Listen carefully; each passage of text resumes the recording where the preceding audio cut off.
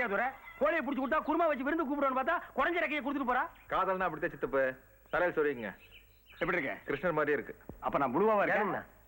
இந்த கோழி பிடிச்ச நீங்க தானுங்களா? என்ற நாய் ஓடி போச்சு கொஞ்சம் பிடிச்சி கொடுக்குறீங்களா?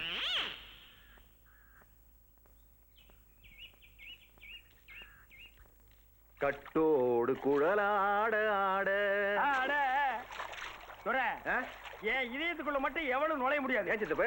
இவ்வளவு முடிக்குள்ள எப்படிப்பா நுழைய முடியும்? அரையும் தாண்டி ஏன் இதயத்தில் நுழைஞ்சால? அப்ப அவ பொம்பளை பாரல் ஆபீஸ்ல இருக்கா. ஐயோ பச்சை பாம்பு. ஆனா அது பாம்பு, பப்பாளி குழல். இதுவா பாம்பு? பாருங்க.